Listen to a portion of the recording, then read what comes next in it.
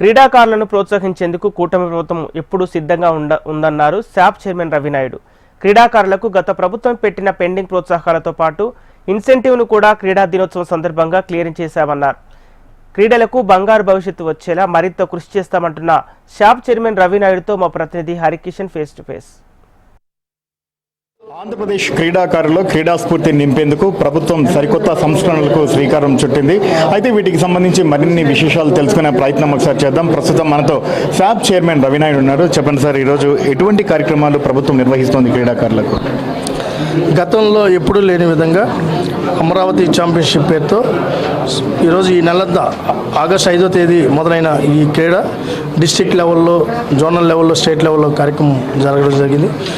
ఈరోజు ఇన్ఫ్రాస్ట్రక్చర్ మీద దృష్టి పెట్టాం. The best sports policy ప్రకటించాం.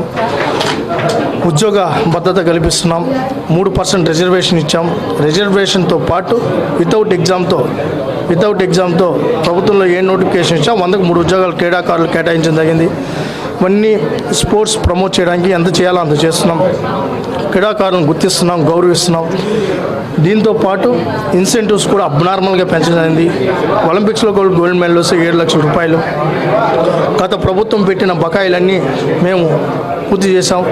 ఇప్పుడు వరకు ఈ సంవత్సరంలో నేను శాప్ చైర్మన్ అయినప్పటి నుంచి 16 కోట్ల రూపాయల పైన ఇన్సెంటివ్స్ క్లియర్ చేశాం. పిల్లలు కూడా ఇప్పుడిప్పుడే గ్రౌండ్స్ బాట పడుతున్నారు. మీరు అందరూ కూడా సపోర్ట్ చేస్తున్నారు. మంచి యాక్టివిటీస్ నడుస్తున్నాయి. ఇన్ఫ్రాస్ట్రక్చర్ మీద దృష్టి పెడుతున్నాం. ఒక ప్రణాళికాబద్ధంగా పోతే 3 సంవత్సరాల్లో మనం అనుకున్న టార్గెట్ ఏదైతే నేషనల్ గేమ్స్ 29 మనం నిర్వహించాలనుకున్నాం దాని తగ్గట్టు ప్రణాళిక ముందుకెళ్తాం. గతానికి భిన్నంగా స్పోర్ట్స్ డేని అయితే నిర్వహించారు. మరి దానికి సంబంధించి ఎటువంటి పాఠాలు నేర్చుకున్నారు? ఫర్దర్గా నెక్స్ట్ ఇయర్ ఎలా నిర్వహించబోతున్నారు? ఒకటి బాధ చేసిందంటే ఇన్ఫ్రాస్ట్రక్చర్ మీదనే మాకున్న బాధ అంతా. మౌలిక సదుపాయాలు కల్పించగలిగితే ఇంకా బాగా ట్రైన్ అవుతారు. మనకి నేషనల్ స్టాండర్డ్స్ ట్రాక్స్ కావాలి. ఆ ట్రాక్స్ మీద దృష్టి పెడతాం. అయితే ఉన్నదాన్ని సమర్థవంతంగా వాడుకోవడం జరిగింది. అయితే మనం 10%లోనే ఉన్నాం. నెక్స్ట్ ఇయర్ నాటికి 50%కి వెళ్ళాలనేది ఒక టార్గెట్గా పెట్టుకున్నాం. 24,000 మంది క్రీడాకారులను భాగస్వామ్యం చేశారు. నెక్స్ట్ ఇయర్ నాటికి 3 లక్షల మంది క్రీడాకారులను భాగస్వాములు చేయాలనేది ఒక టార్గెట్గా పెట్టుకున్నాం. దాంతోపాటు ఏదో నిర్వహించామని కాకుండా వాళ్ళకి నగదు ప్రోత్సాహం కూడా ఇచ్చాం. 33 లక్షలు ఇవ్వడం జరిగింది. నేను గౌరవ మంత్రి నారా లోకేష్ గారి చేతుల మీద కూడా జరిగింది. అయితే ఈ దాంట్లో ఏంటంటే ఒక పక్క స్టాఫ్ కొరత ఉంది, కోచెస్ కొరత ఉంది. ఇవన్నీ ఐడెంటిఫై చేసాం. ఈ 1 ఇయర్లో అవన్నీ రెక్టిఫై చేసుకుంటాం. సో మామూలుగా డిఎస్సికి సంబంధించి, మెరిట్కి సంబంధించి అంటే చాలా వరకు కూడా ఫేక్ సర్టిఫికేట్స్ వచ్చాయని చెప్పేసి మీ దృష్టికి తెలిసింది. సో అవి ఎలా వచ్చాయి? సో వాటిని ఫర్దర్గా ఏ రకంగా వాటిని లొకేట్ చేయబోతున్నారు? ఒకటి సర్టిఫికేట్ అనేది ప్రభుత్వం ఇచ్చేది కాదు, అసోసియేషన్స్ ఇవ్వాలి. బాధ్యతాయుతంగా ప్రవర్తించుంటే ఇటు వచ్చేది కాదు. నిజమైన క్రీడాకారుడికి ఇవ్వాలి, నేను నా బిడ్డలతో సమానం అనే వాళ్ళు ఫీల్ అయ్యింటే ఇలాంటివి వచ్చేది కాదు. వచ్చాయి. చట్ట ప్రకారం చర్యలు తీసుకుంటాం. ఎవరిని వదలం. తన మన ఏముండదు. క్రీడాకారుల విషయంలో రాజీ పడే ప్రసక్తే లేదు. నిజమైన క్రీడాకారుడికి లబ్ధించేది అది రక్తకూడుతో సమానమని పదే చెప్తాం. హెచ్ఎంటీవీ ద్వారా కూడా మళ్ళీ చెప్తున్నాం. ఒక నిజమైన క్రీడాకారుడికి అందాల్సిన ఏదైతే లబ్ధి ఉందో దాన్ని కానీ ఎవరన్నా ఆపితే అది రక్తకూడుతో సమానం. ఎవరిని వదిలిపెట్టం.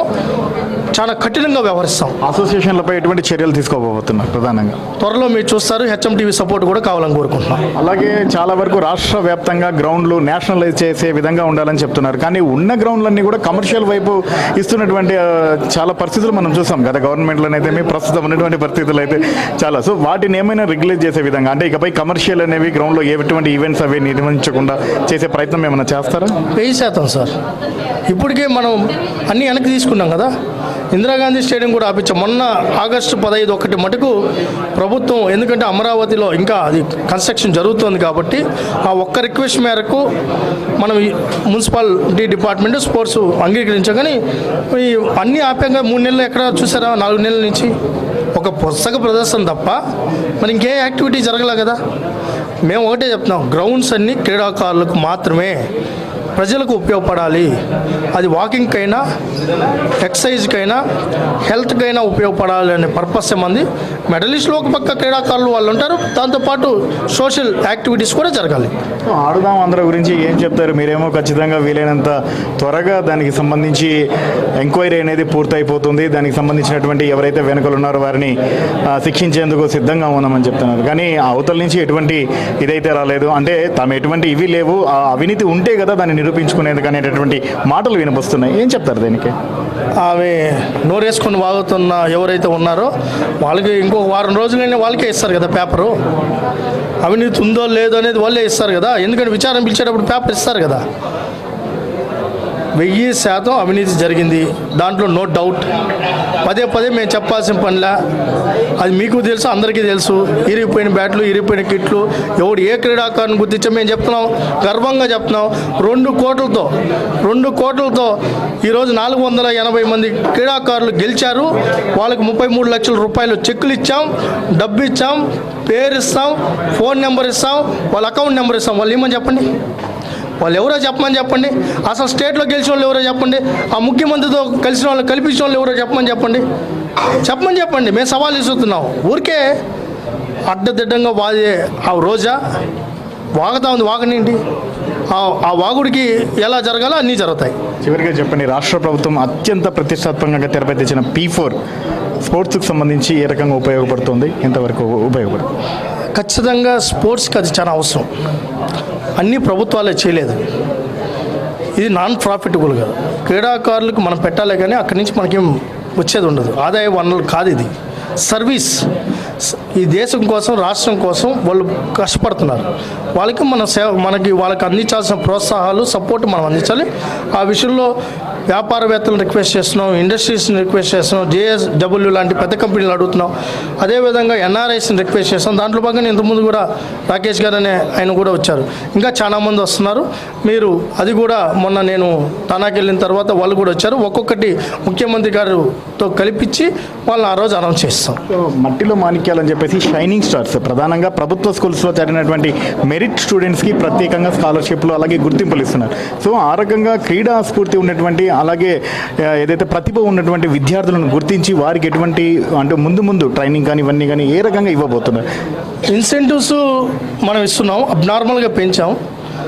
ఇన్సెంటివ్స్ అంటే ఏంది, వచ్చిన మెడల్కి ఇస్తూ దాన్ని ఇంకో మెడల్ తీసుకొని వచ్చేదానికి ఇన్సెంటివ్స్ ఇస్తున్నాం. దాంతోపాటు ప్లేయర్ అడాప్టేషన్, గేమ్ అడాప్టేషన్కి వెళ్తున్నాం.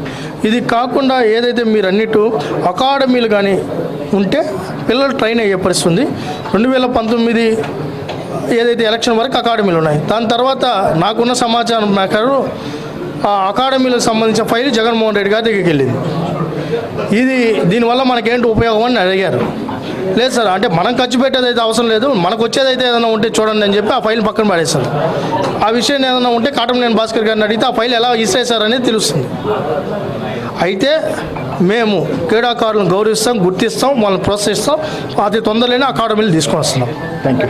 సో గతానికి భిన్నంగా ఈసారి క్రీడాకారులకు వారిలో స్ఫూర్తి నింపేందుకు ప్రత్యేక కార్యక్రమాలకైతే శ్రీకారం చుట్టడంతో పాటు ఆంధ్రప్రదేశ్ ప్రభుత్వం అత్యంత ప్రతిష్టాత్మకంగా తెరపైకి తెచ్చినటువంటి P4 ప్రోగ్రాం ద్వారా కూడా క్రీడాకారులను అడాప్ట్ చేసుకొని మరింత సర్వీస్ అందించేందుకు సిద్ధంగా ఉన్నామని చెప్తున్నారు SAP చైర్మన్ రవి నాయుడు.